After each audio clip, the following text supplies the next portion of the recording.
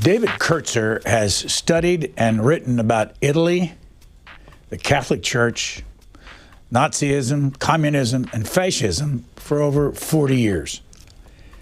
His latest of 13 books is about the secret history of Pius XII, Mussolini, and Hitler. It's titled The Pope at War. In 2020, Pius XII's archives were finally opened in the Vatican. Brown University professor Kertzer, according to Random House, his publisher, paints a new dramatic portrait of what the Pope did and did not do as World War II enveloped the European continent and the Nazis began their systematic mass murder of the Jews. David Kertzer, at the very end of your book, almost the last paragraph, second to last paragraph, you talk about somebody by the name of Lieutenant Morris Kertzer.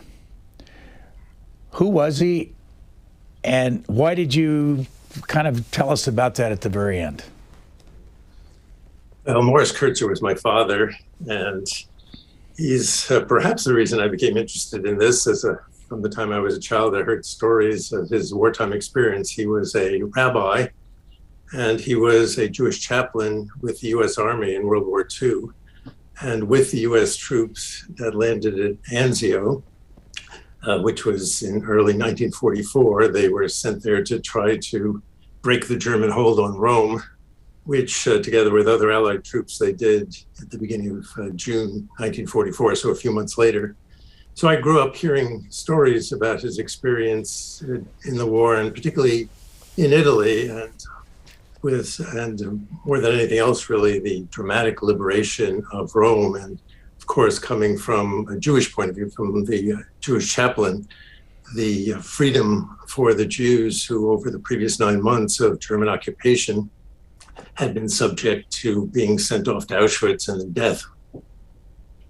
So how much of that did the stories that he told you made an impact on you? Can you remember when it started? Well, he even wrote a book, actually, that was, I was born in 1948, and the book, I think, was published the year before I was born. And the book was called With an H on My Dog Tag. Back then, I'm not sure today what the U.S. Army does, but back then, as indications of religion on the dog tag for Jews, it was H for Hebrew. So his book, With an H on My Dog Tag, was about his wartime experiences. Unfortunately, one of the things I discovered a little bit later, my mother, who was, of course, nervously waiting word of his whereabouts, which he wasn't allowed to tell her when he was at Anzio at the beachhead, did receive letters. But as he prepared his book, he cut them up into segments, which he put on 3x5 or 4x6 cards to organize for his book. So we no longer even have his letters, but we do have that book. But as I was growing up, I heard stories. I mean, maybe the one I most recall is when he was conducting that first service for the Jews in the Friday. I think liberation came on a Sunday, early June 1944. The Jews had been in hiding. A couple thousand Jews of Rome had been deported to Auschwitz, and their death. The Jews came to this service, which he co-conducted with the chief rabbi in Rome at what's called the Grand Temple of Rome. And of course, the Roman Jews who were there were looking around to see which of their relatives, of their friends had survived.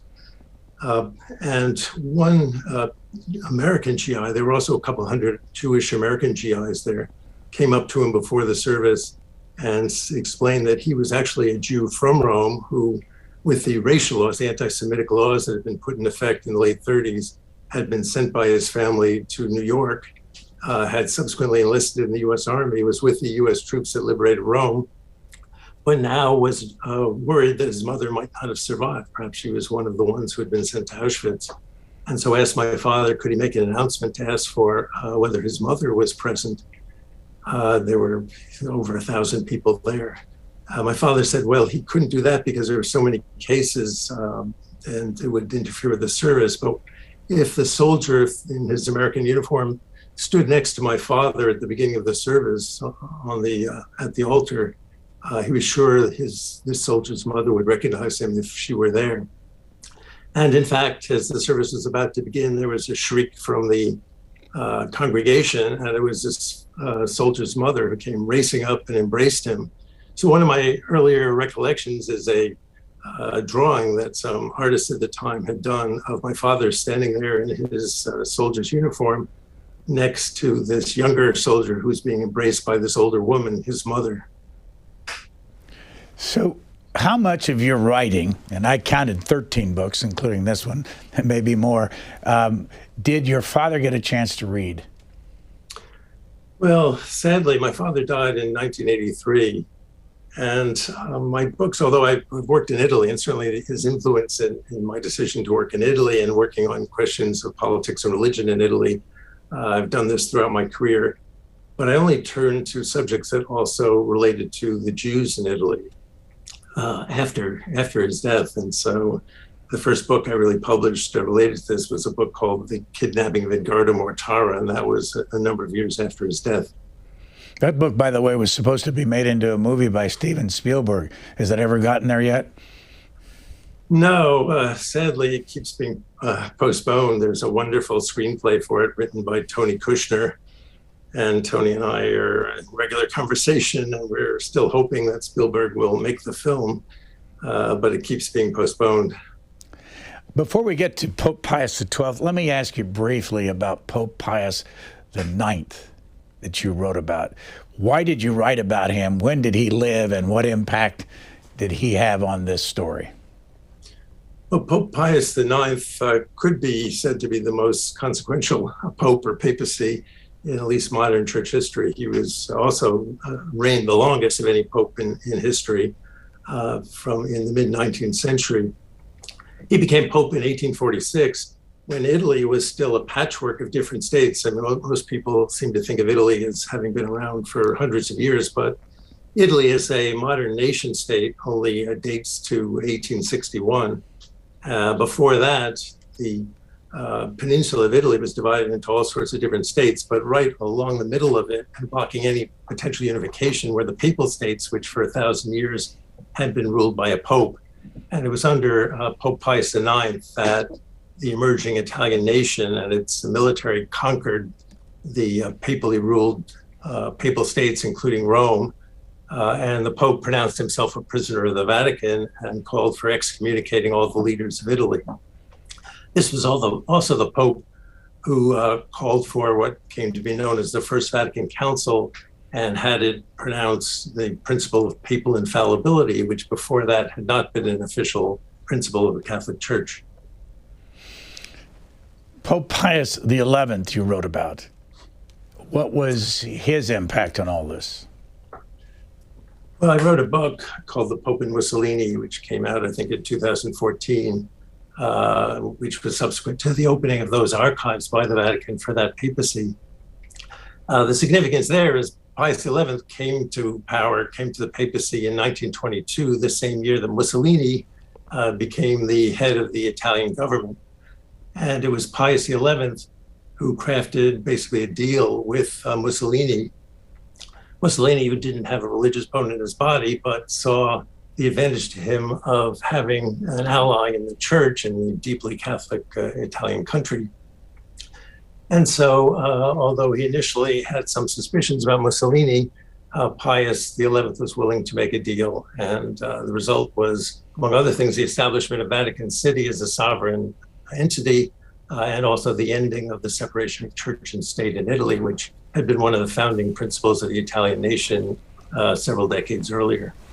Can you explain this? My count, and again, tell me if I'm wrong, that there have been about 266 popes in history, and that 217 of them have been Italians. Yes, well, I'm not sure if your count's right. It sounds right to me, but until John Paul II, the Polish Pope, there hadn't been a non-Italian Pope for a number of centuries.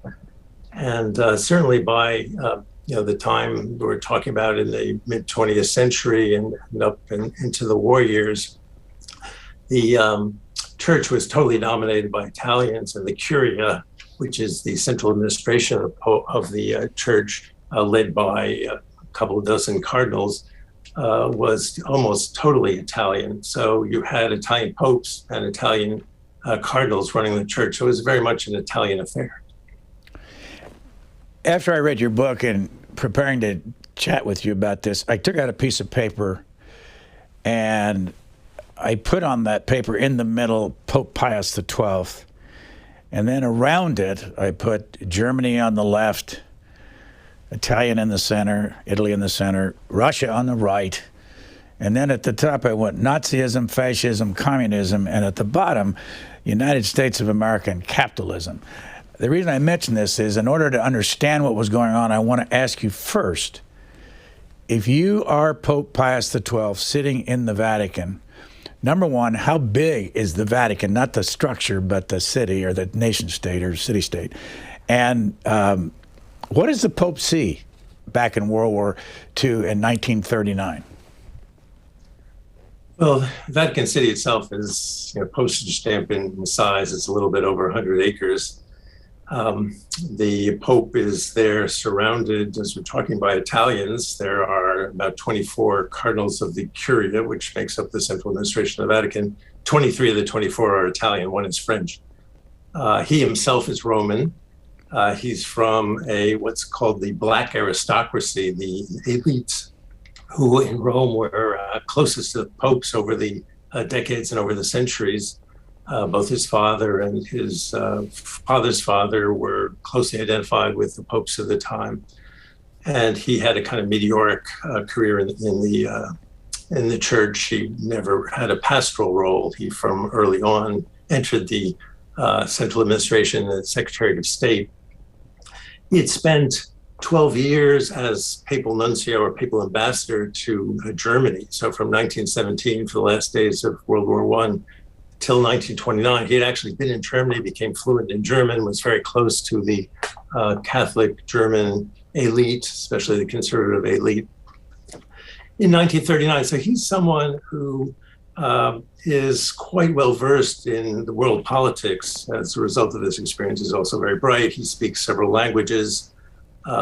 He can read the press in German, in English, French, and so on. So he, of course, is well aware of the critical situation facing the world and facing the church in 1939. He becomes Pope in early March 1939, shortly before the Germans invade Czechoslovakia. And of course, a few months later, September 1st, is when the Germans invade Poland, which is normally the date given to the beginning of World War II. So he sees a world in crisis, and he is deeply concerned about how to protect the church. So as he looks over toward Germany, back to where didn't he also serve in Bavaria as in a role for about 6-7 years? Before? Yes, that's right. When I say he spent 12 years as papal nuncio in Germany, actually the first several years were spent in Munich. At that time, there was a nunciature based in Munich in Bavaria. And then in the mid-20s, he moved to Berlin, where he became the nuncio to the central government. And this, of course, was a number of years before Hitler comes to power. But he was in Munich in the early days of the beer hall putsch of Hitler, and Munich was Hitler's headquarters at that time as well. First, define, if you can, Nazism.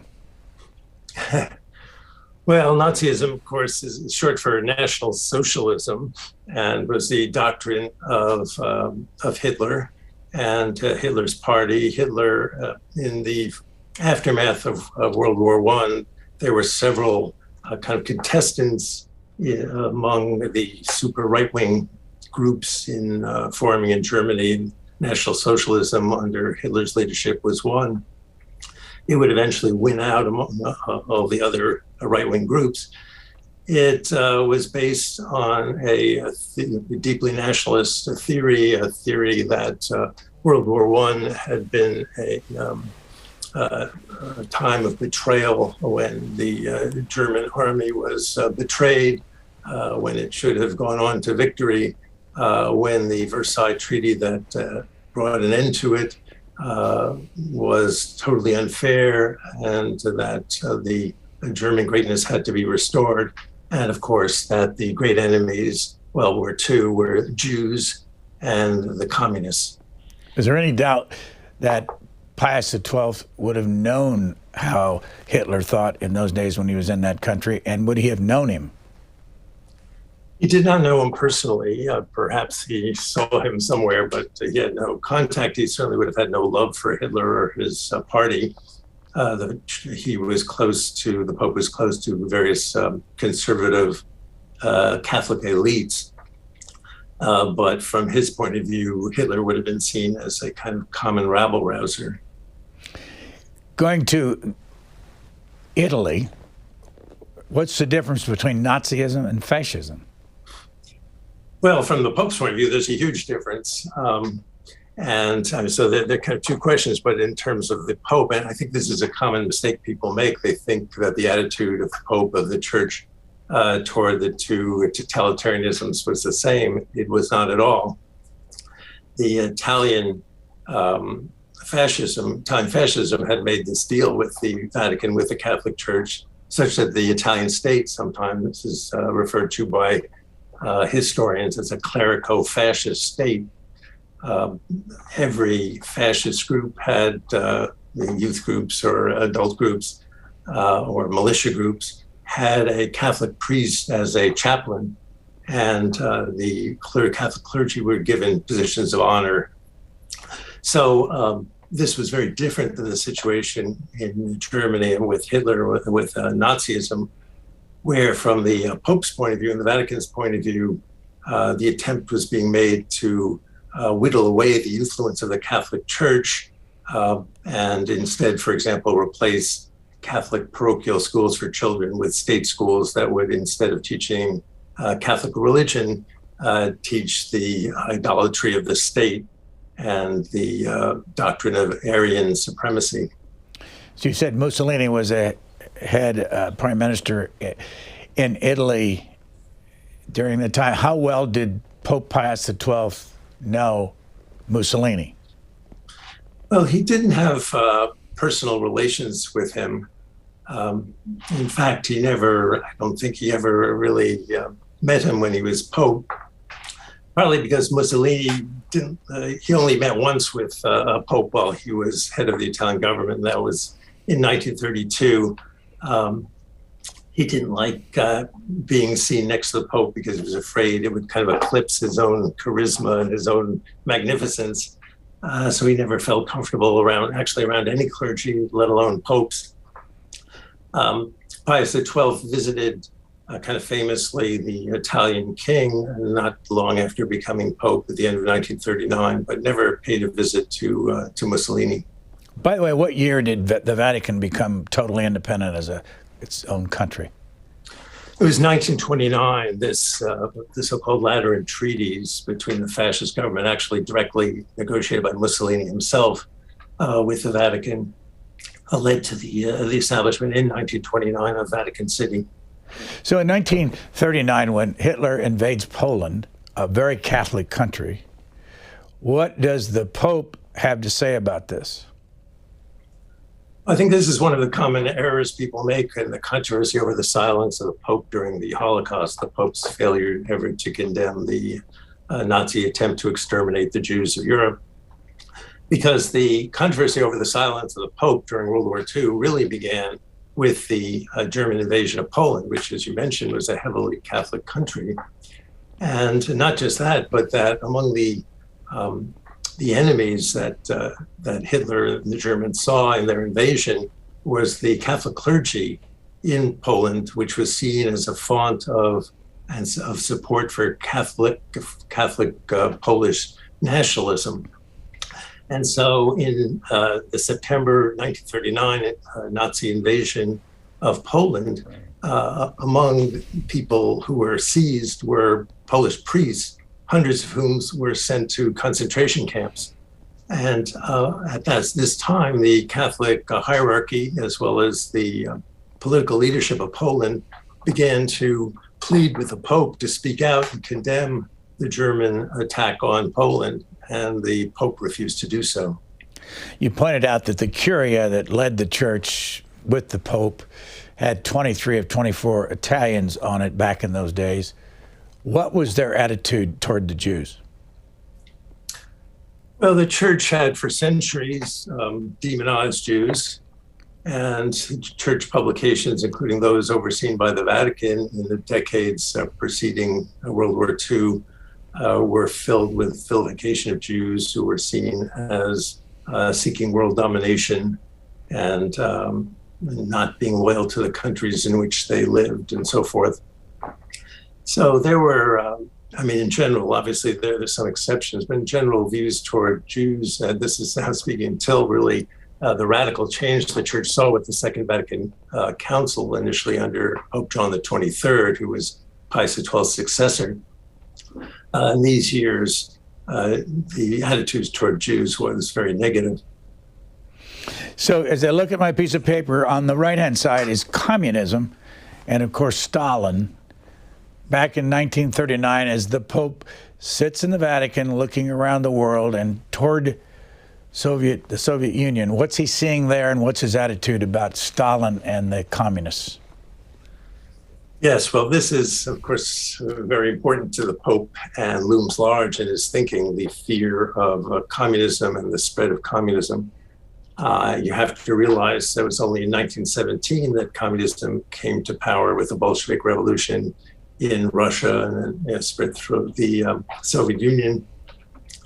And the communist parties, of course, were organizing throughout Western Europe, including in Italy, before fascism anyway.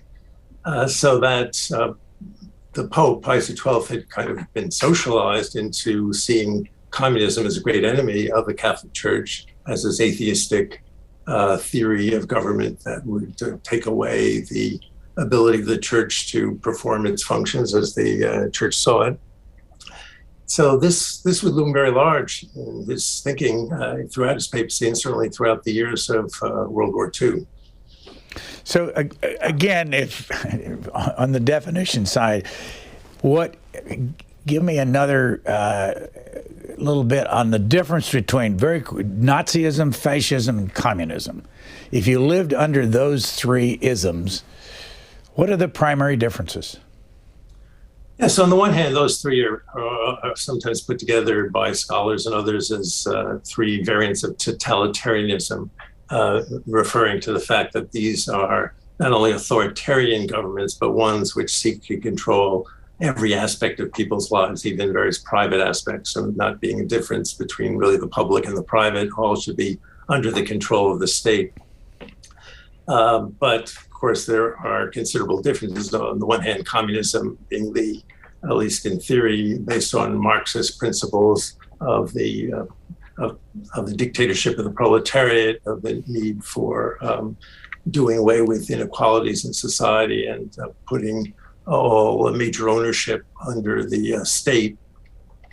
Of course, both fascism and Nazism grew up in reaction to communism. I mean, if you think of this, Mussolini comes to power in 1922. That's only 5 years after the Bolshevik Revolution in the Soviet Union in Russia. And that was not a minor factor in Mussolini's appeal and his ability to come to power. The difference, so the question, I guess, would be more, what would be the difference between fascism and Nazism? Partly the Nazism is based on this theory of Aryan supremacy. Racism of that sort would only come to fascism relatively late in 1938. Remember, Mussolini comes to power in 1922. Initially, Jews are not seen as a particular concern or enemy of fascism. And in fact, in Italy, roughly as many Jews proportion-wise in Italy became fascist members as did the Catholics in Italy. But of course, right from the beginning, from when Hitler comes to power in 1933 in Germany, the Jews are seen as the enemy, and Jews begin to fear for their lives and begin to try to flee, those who can.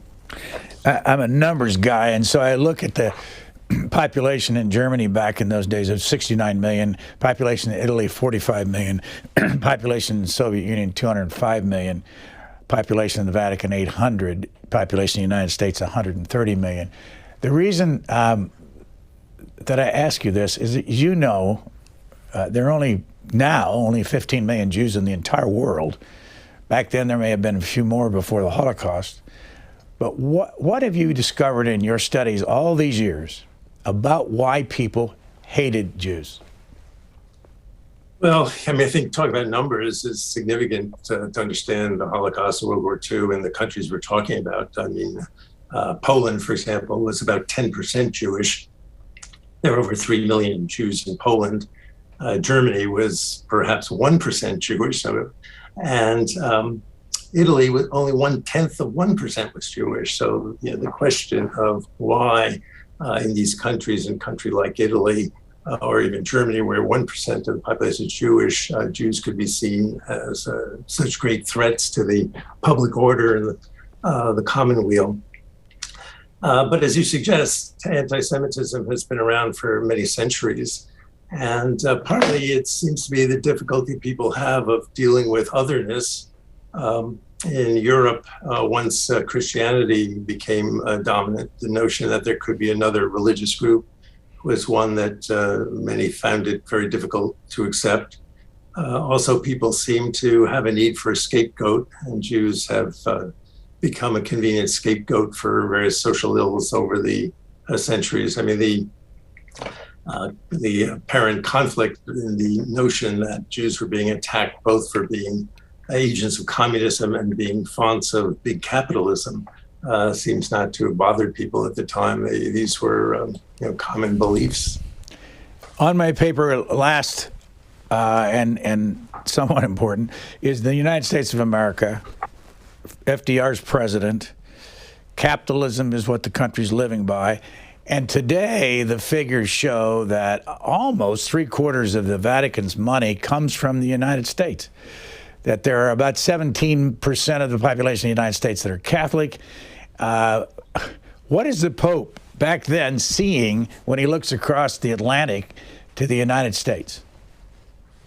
Well, the Pope actually, as he had been the Secretary of State, or kind of the number 2 under his predecessor, Pius XI.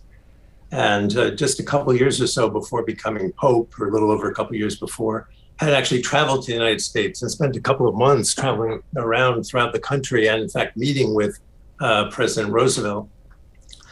He had various interests in maintaining good relationships with the American president, with Roosevelt, and not least for reasons you allude to, namely that the Vatican financial support was coming primarily from Catholics in the United States.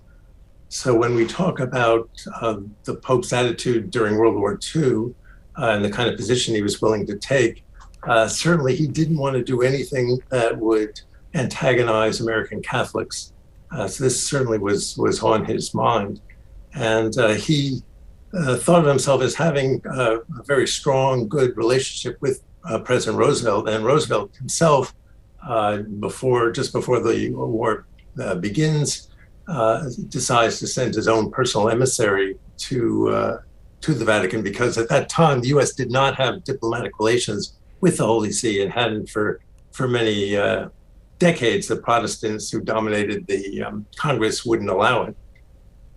Why do they call it the Holy See? Well, the see refers to the seat, the pontifical throne, the seat of the Pope, and so therefore the Holy See refers to the Holy Throne, the Holy Seat, and the seat of the Church being in Rome. Where were you in March of 2020, the day that the Pope's archives were revealed? Yes, there's been pressure on the Vatican largely because of the controversy over the silence of the Pope during the Holocaust. There's been pressure for many decades for the Vatican to open its archives for World War II. This pressure had been resisted. Finally, Pope Francis, as part of his more general call for transparency, I think, authorized the opening, which finally did open March 2nd of 2020. And I was there. I was planning to be there for several months. I'd rented an apartment for several months. And it was very exciting to be there that first week that they opened those archives with its millions of pages of documents that scholars could see for the first time. But it was that Friday that they announced while I was there that they were about to close them because COVID, the epicenter being at least the European and Western epicenter being in Italy, was raging, and the archives were being closed until further notice. So what did you do? When did you get to those archives? Well, so I'd spent that first week there with I have a associate fellow historian who works with me, who fortunately is Roman, and this would come in very handy because several days later, the prime minister, we were watching television that evening in our apartment in Rome, and the prime minister came on and announced a lockdown that no one was allowed to leave their homes except to buy groceries and go to the pharmacy until further notice. So at that point, we realized that not being able to leave our fairly small apartment and with the archives perhaps not opening for many months, there wasn't much point in remaining. So we got what we thought at the time might have been the last plane out of the country to return to the US. Fortunately, though, they did reopen those archives in June of 2020, and my associate, Roberto Benedetti, was able to return, and essentially we'd be in contact every day by email and by Zoom. And as a result, he was able to have copied for me, digitized the several thousand pages of documents that were crucial to the writing of my book. I watched a documentary on the archives, and it gave the impression that you could only get something like 3 folders a day of material and that you weren't allowed in the archives and all that. Explain what that archive is like, and have you been inside it? Oh, yes. Well, first of all, these are archives. I mean, what they've just made available are the papers for the papacy of Pius XII, but I've been working in them for decades on previous papacies for other books that I've been working on. But there are actually a number of different archives in the Vatican. They each had come under separate administration and have separate procedures. And the biggest one used to, until Pope Francis renamed it about 3 years ago, used to be called the Vatican Secret Archive. But he apparently thought that the notion of secret archive was giving the wrong impression, and so renamed it the Vatican Apostolic Archive. So that's the largest archive there, right in the midst of Vatican City. But there's also a separate archive, for example, for the Secretary of State of the Vatican, which is very important for these topics. I also work in the archive of what had been the Inquisition. It's now called the Congregation of the Doctrine of the Faith. There are also important archives like the Jesuit archives that are just outside Vatican City, but not part of the Vatican itself. All these became available for the war years for the first time 2 years ago, or in March 2020. So it is true, each one has different rules. For example, the Inquisition archive, recently you've been unable to get anything copied. One common trait all of them have is you're not allowed to photograph anything yourself. If you work in the Italian State Archives, for example, you can bring your camera or your iPhone and take pictures of documents. That's severely prohibited in all the Vatican archives. And as you mentioned, they also limit how much material you can see in a day, so that the limit in the main archive is 3 folders in the morning and 2 in the afternoon. The problem is some of these folders might have 1 page in them, and it's so you can some mornings go there and open your 3 folders for the day, for the morning, and be done in half an hour, and then just have to wait to the afternoon and hope that your 2 folders in the afternoon will have more material. You were working on this book before these archives were open. My question to you is, what changed once you got to see this material, and what, when we read your book, is new? And did any of it surprise you? Yes, I think there were some shocking surprises, even though I think one thing that is worth saying, given we've been concentrating on the Vatican archives, that if you want to understand the history of what the Pope did and didn't do, why he did it, what was going on in the Vatican during World War II, it's not enough just to look at Vatican archives, as rich as they are. One needs to look, as I have, at archives in the Italian State Archives, the fascist government archives, the German archives, the French archives, the British archives, the American archives. So I'd done all that archival work before the opening of the Vatican Archives. And so the Vatican Archives for me was the kind of last piece of the puzzle. The advantage of the Vatican Archives is you find out, among other things, the kind of advice the Pope is getting behind the scenes from the people closest to him in the Vatican itself. But just to give one example of kind of shocks, for me, probably the biggest one that I unearthed was that within 5 weeks of Pacelli becoming Pope as Pius XII, Hitler saw an opportunity to come to an understanding with the Pope, with the Vatican, seeing the new Pope as a more sympathetic figure than his predecessor, who had been in his last months quite openly anti-Nazi, and arranged to send Hitler arranged to send a secret emissary to begin negotiations with the Pope. That emissary himself is a rather shadowy figure.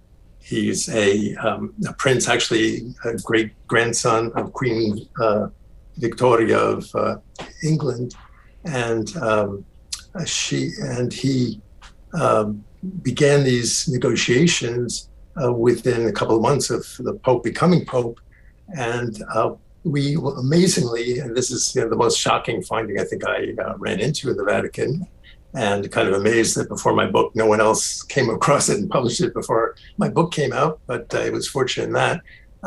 Namely that the Pope kept a German prelate sort of hidden in the next room and kept a record, the conversation between this Nazi prince who was the emissary that Hitler had sent to the Pope and the Pope. Their conversation was in German. And this German prelate kept basically a log of the conversation, a full transcript of their conversations. So we now find these in the newly opened archives.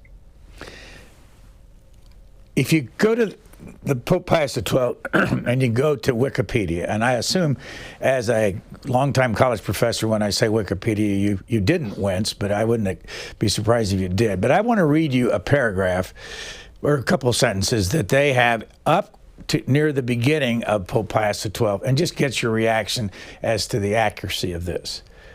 Pius employed diplomacy to aid the victim of the Nazis during the war, and through directing the church to provide discreet aid to Jews and others, saved hundreds of thousands of lives. Yes, well, the papal apologists are very busy defending Pius XII, who's a big hero to the right wing of the church for various reasons. And so there is this hagiography about Pius XII. Of course, these are the same people who are trying to have him declared a saint. This is totally misleading, and for many reasons. So the defense, they can't deny the fact that the Pope never spoke out against the Holocaust as it was taking place, even though it's known that he was well aware of what was going on. So they defend him, saying, oh, he could be somehow more effective by not speaking out, by helping Jews behind the scenes. But this is wrong for many reasons. First of all, 60% of the Jews of Europe, more or less, were murdered during the Holocaust. And who was it who was murdering these Jews? They weren't people who thought they were pagans. They were people who thought they were Christians for the great majority. And of those, many were Roman Catholics, perhaps close to half in the case of the Third Reich. So the Pope, in not denouncing the murder of small Jewish children, Jewish elderly people, and so on, by Catholics as it was occurring, and not just that, but the church, his predecessors' anti-Jewish pronouncements and policies were being cited by the Nazis and certainly by the Italian fascists to justify their treatment of the Jews. And the Pope never spoke out against this either. So what little was done behind the scenes could hardly, it seems to me, compensate for his silence. And this really comes to a head with what happened October 16th, 1943, with the roundup by the SS of the Jews of Rome. there. This was very dramatic. This came a little over a month after the Germans occupied Rome. They sent 350 or so SS with lists of all the Jews in Rome, going house to house, trying to round them all up. Were able to get over 1,000 of them, put them in a holding cells in a military college that basically borders Vatican City, kept them there for 2 days, and the Pope says nothing publicly. 2 days later, over 1,000 Jews from Rome are then placed on trains in Rome, while the Pope says nothing, and are sent directly to Auschwitz, where most are sent directly the day of their arrival to the gas chambers. I'm going to walk into sticky territory here, as you'll see, but from all your studies, I'd like to get your reaction.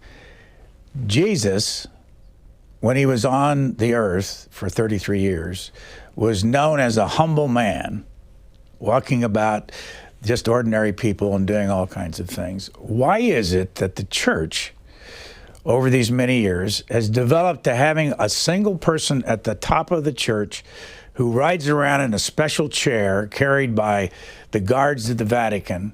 People bow down, kiss his ring, and idolize him. And how did that happen if Jesus is at the heart of what people believe about in the Catholic Church? Oh, well, my expertise is kind of the 19th and 20th century. So now I really, that seems like a loaded question to me. So I think I'll stay away from that. I mean, clearly when one talks about the church, and even when you talk about the Vatican, one thing I learned is these are very heterogeneous kinds of institutions. And so there are people who, of course, have very different ideas of what it means to be Catholic, what it means to be Christian.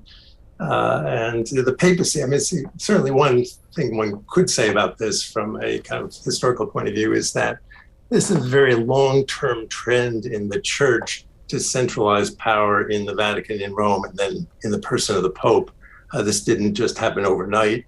And there were, I mentioned earlier, the First Vatican Council in 1869, 1870, where papal infallibility was proclaimed.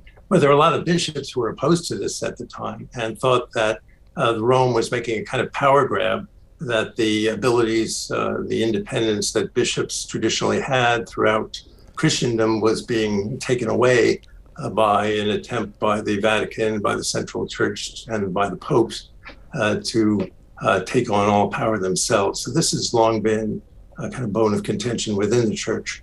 Why do you think there's never been a United States cardinal made pope? Well, because of the political power of the United States, until the 20th century, the U.S. was seen as kind of almost missionary territory from the church point of view and from the organization of the church. This is how it was dealt with, along with, African and Asian states. But then by the time of certainly World War I, when the U.S. becomes a dominant power and economically U.S. becomes dominant as well, the U.S. is just seen as too influential. So having an American pope would certainly in recent decades be seen as inappropriate and kind of threatening in a way, too much identifying the church with the U.S. Even though, as we were saying, the American Catholics provide a great deal of the financial support of the Vatican. And kind of curiously, the center right now, it seems, of the right-wing movement within the Catholic Church is in the U.S. rather than in Europe. Describe Pope Pius XII as a person. What was he like? Well, he was ascetic. He was thin, relatively tall. He ate modestly. Although, as you were referring to, he felt it incumbent on him as Pope to bask in the majesty of his office, to be carried around in his traveling throne, the sedia gestatoria, to great fanfare and so on. He was a kind of private man. He was a diplomat, so he was very careful about the words he spoke to people. He didn't lose his temper, unlike his predecessor, who famously did, Pius XI. And he also, in the privacy of his own apartments, had a series of canaries he kept. And even when he shaved, he would keep a canary on one of his shoulders or one of his hands. So this is the kind of person he was. What about, and I don't ask this for what could be a nefarious reason, what about his housekeeper? Because you talked about her more than once and the importance that she ended up having to him. Yeah, so there was a nun known as Pascalina Leonard, was her name. When he first went to Germany as nuncio, he needed someone to take care of the household of the nunciature, and ended up somehow finding this German nun, who at that time was very young, was in her early 20s, I think. And she came and joined him. And then when over a dozen years later, he is called to the Vatican to become Secretary of State, to become Cardinal and Secretary of State, is 1929, 1930. He decides he can't do without her, and so she moves to the Vatican and takes over his household along with some other German nuns. This leads to, I wouldn't say scandal, but leads to a lot of rumors, salacious and otherwise, none of which I think, at least the salacious ones, are not founded on any reality that I know about. But he did, and she became his great defender, including, and she was resented, of course, partly for misogynist reasons. In the Vatican is almost entirely male domain, so having a woman who was seen to some extent as having influence over the Pope was resented by many of the people of the Vatican. How much of the archives have you still not had a chance to read and go over about Pope Pius XII? Well, there are millions of pages of documents, and now many of them, first of all, the Pope, Pius XII was Pope until 1958. So if we're talking about World War I, many of the documents of the millions, many a million, have to do with the period after the war. And even for the war years, a lot of the documents are not of direct interest.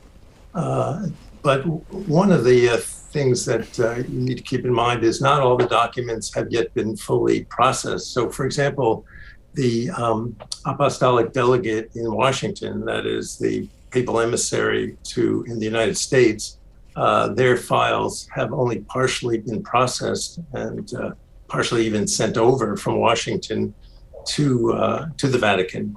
So there are many more pages of materials yet to be read. I'm going to deviate considerably on this one because there is a lot of reference to this one person in your book, Clara. Oh, Clara Pittachi. Why did you write so much about Clara, and what impact did she have on this whole story? Well, Clara Pittachi was a young lover of Mussolini and was his lover from about 1936 until his death. In fact, she died. She shot along with him when he's executed by the partisans in late April of 1945. She insists on staying with him and is shot. And in a scene many people may remember having seen a photo of when their bodies are brought to Milan by the victorious partisans. They're strung up by their feet in a piazza, one right next to the other. So Clara Pittachi is strung up alongside Mussolini's corpse. She's important, most of all, historically, I think, to the historian. I'm trying to understand this history because she kept thousands of pages of a diary of her interaction with Mussolini, including every time they had sex. She noted it in her diary, which was quite often, but also his every call. And sometimes he would phone her 12 times a day. And one wonders how he ever got anything done, in fact, sometimes. And so this is very valuable. Her comments, I mean, she basically would provide transcripts of what he was saying to her as he kind of mouthed off about, including about Hitler and the US and French, but also about Italians and how lazy they were. So Aside from the fact that my editor at Random House said, "Gee, where are all the women in your book?" Because especially on the Vatican side, there's just not a whole lot of women. And aside from that interest, it really is helpful in understanding better the Mussolini side of the story. But you're talking about Mussolini heading up a Catholic country, Italy. He's married. He has, what, 4 children. You characterize his wife. Is it Rochelle? Is that the way you pronounce it? Rachele. Rachele. What was that like? I mean, how much did the Italians know about her and her role with his mistresses and all that? Well, his wife Rachele was herself, she was kind of a childhood sweetheart. She was only semi-literate. She felt totally out of place in around the aristocracy and the elite of government. I'd said she kept chickens in the backyard of their home in Rome. And but according to her daughter, she was the one who actually ruled their household. So Mussolini had many lovers. It wasn't just Clara Pittachi. He had a series of lovers. In fact, he had a large number of sexual partners. He had many children outside of marriage. And for the most part, this was kept from the Italian population until relatively late, when he began to be losing his grip on power in the 1940s, early 40s. It became more and more of a scandal. But his wife, Rachele, stood by him to the end.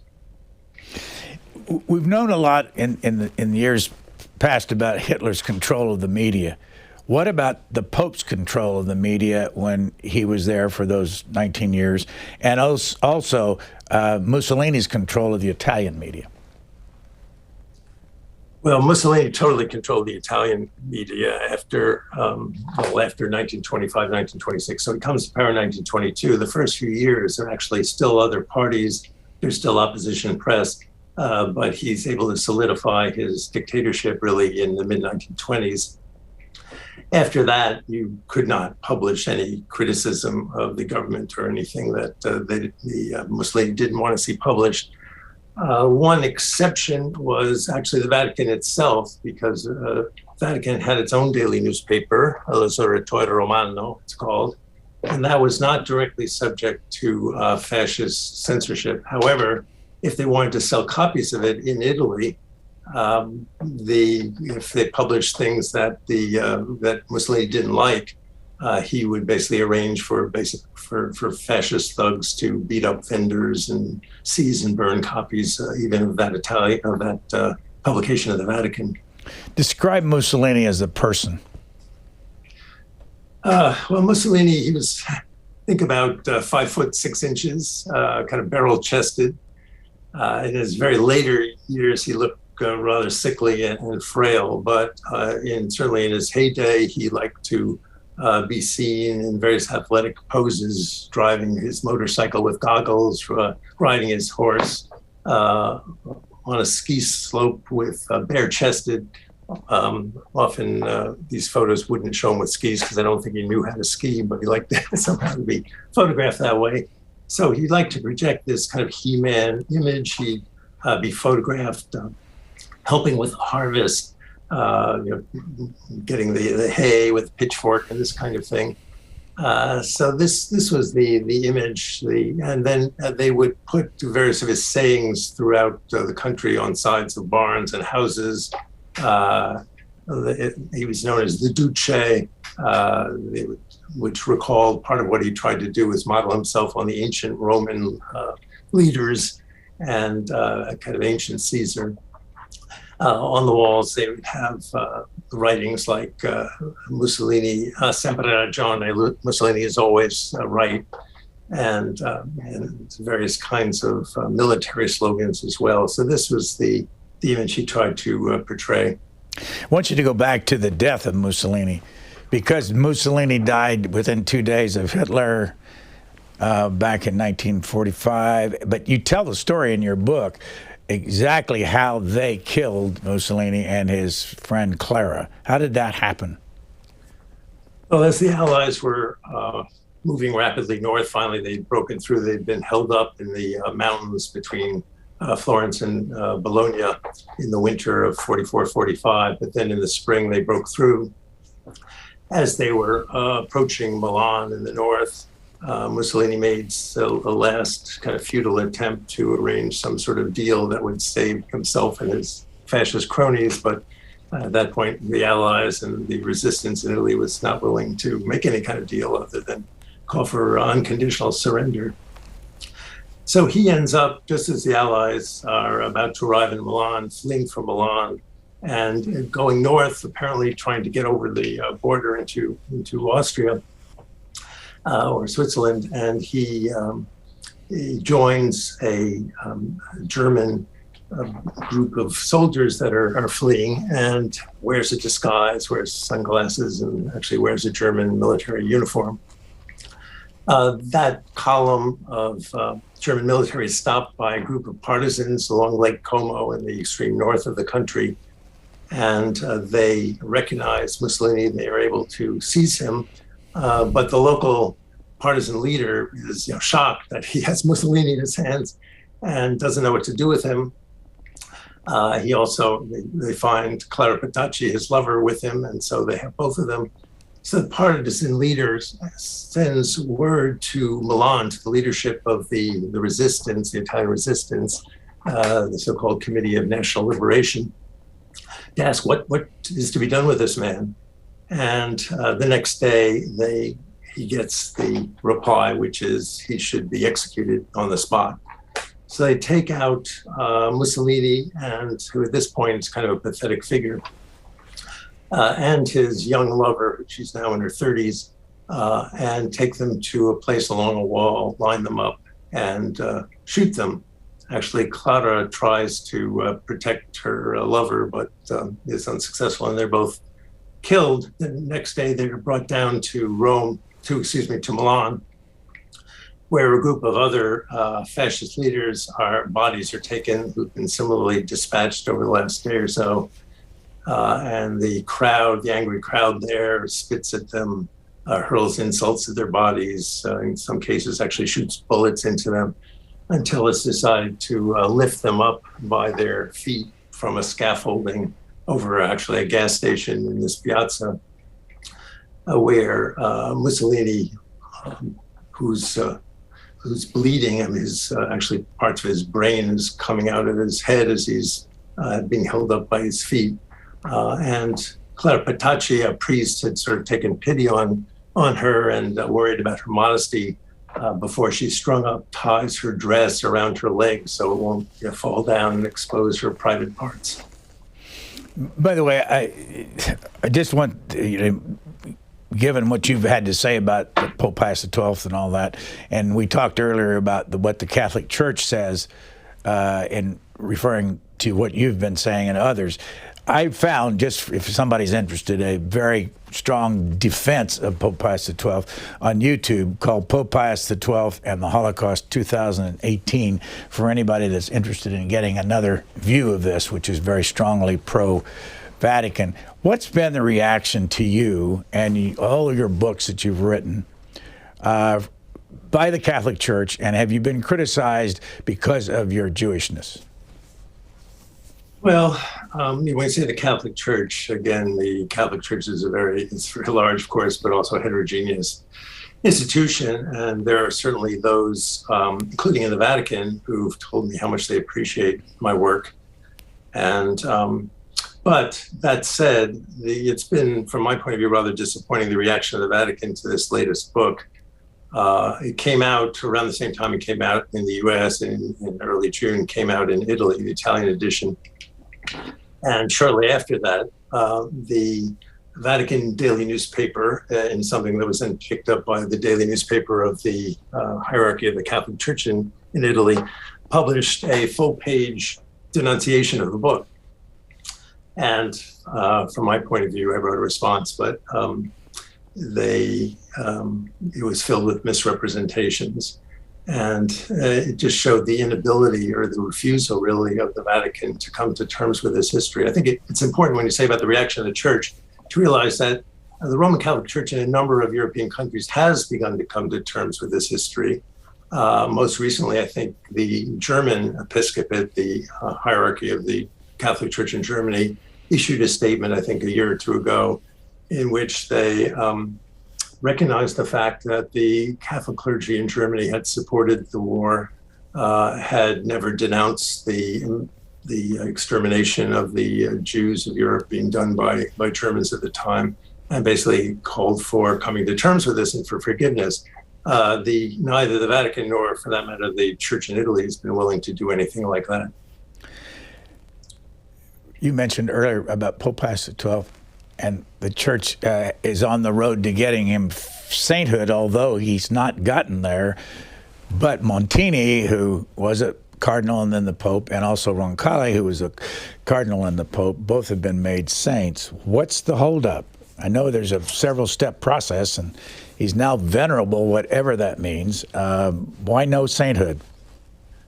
Well, I mean, first of all, it is kind of interesting that all these 20th century popes are being made into saints, because for hundreds of years, this was not at all the practice. And very few popes had been made into saints over the last 300-400 years. So something had changed in recent times. So now almost if you're a pope and not made a saint, there must be something wrong with you. That said, Pius XII is the hero of the conservatives within the church. He's the last pope before the Second Vatican Council, which from the point of view of conservatives in the church, or at least a major wing of them, that's where the Vatican went wrong. And so what's held him up, or his case for sainthood, probably is his silence during the Holocaust and World War II. And which is why books like mine provoke such violent reactions from his defenders, because it's seen, I think, as further holding up their attempts to have him declared a saint. The name of the book is The Pope at War, and the subtitle is The Secret History of Pius XII, Mussolini, and Hitler.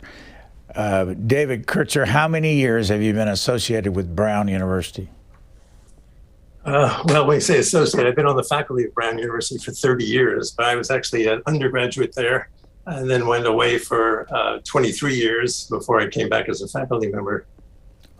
And we're talking to you today in Maine, and you say you went to, taught at Bowdoin for a while up in Maine? Yes, the first 19 years of my career, from the time I was a 25-year-old assistant professor, I was at Bowdoin College, and then in 1992 went to Brown University. But we've kept a house in Maine, and we still feel, I'm looking out right now at Tidal Cove that we're on, so it's kind of hard to duplicate this anywhere else. Certainly, with our temperatures here today of over 95 degrees. What's next? Do you have another book out of all that you've learned, getting this book out in the public? Well, I think in terms of pursuing this theme and these recently opened archives, there are kind of two lines that I'm pursuing at the moment. I just got back, actually. I spent the spring in Rome working in the Vatican Archives, having completed this book and looking forward to the next project. And one thing I've been looking at is the years immediately after the war, because there was a great fear that the communists were going to come to power in much of Western Europe, and especially in Italy. And so from an Italian point of view, these were very dramatic years where certainly the Vatican, but others in Italy were fearful that the communists would come to power. They were the one group that seemed to come out looking the best from the awful years of the war and of the fascist dictatorship. And so the story of how the Pope and the Vatican worked together, among other things, with American agents and with the church in Italy to prevent the communists from coming to power, I find quite interesting. This is also a time I was working in the Inquisition archives, where there was a debate which led to a 1949 declaration that all communists are to be excommunicated by the Pope or by the Vatican. And so there's a whole series of interesting issues there that I've been looking at. The other thing is the Vatican recently made available online something that previously you had to be able to get to the Vatican Archives to see, which is the about 30,000 pages of documents of their so-called Jews file. which has to do with pleas during World War II or shortly before, during the racial laws, anti-Semitic laws in Italy and in Europe, pleas from Jews for help from the Vatican. And this is part of the Vatican's attempt to show that they were working behind the scenes to help Jews despite the silence during the Holocaust. It turns out that probably 95% of these appeals are actually from Catholics, not Jews, but Catholics who are being considered Jews by the state because they either descended from Jews or they had converted from Judaism. And they're very revealing about what life was like in this period leading up to the Holocaust, during the Holocaust, and what the Vatican was doing about all this. So I've been making my way through those 30,000 pages of documents and thinking of writing something up. Go back to my numbers, 8 billion people in the world, 1.3 to 4 billion are Catholics, and 15 million are Jews.